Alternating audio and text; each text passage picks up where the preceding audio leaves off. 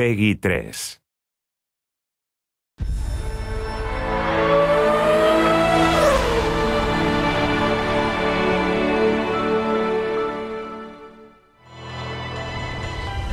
Welcome to the second developer diary for F1 2011.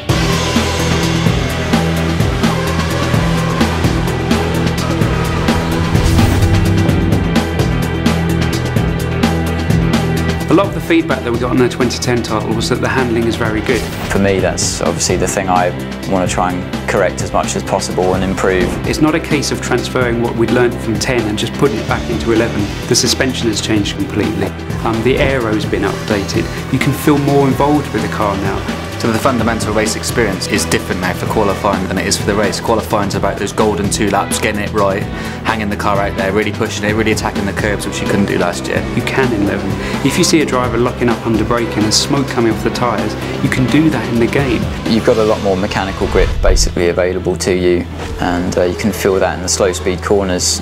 I think it's fair to say last year we were trying to balance handling and AI at the same time, whereas a year later we've already got that foundation there. The easiest way to look at the AI this time around is they're more dynamic in their decisions. In F1 2010 they would often make the right decision, but then that situation would change and they were committed to a course of action, whereas in F1 2011 they're aware of all the variables, all the surroundings, and they're able to adapt their responses on the fly if things change. It's about them being in sync with the player, following the rhythm of the race. You know, they'll go for an overtake, you know, a bit of draft, and all of a sudden that side of the track's not the right one to be on. They're much more likely to pull back in rather than just try a crazy move around the outside. I mean, they can certainly make mistakes. A driver can put too much throttle on coming out of a corner and spin out. There is a fairly complex system in the background that talks about the kind of gaps that they'd be willing to go for when they're trying to overtake, how quickly they'll put the throttle on. Like, some drivers are smoother than others. The AI is tougher. It's a lot more realistic.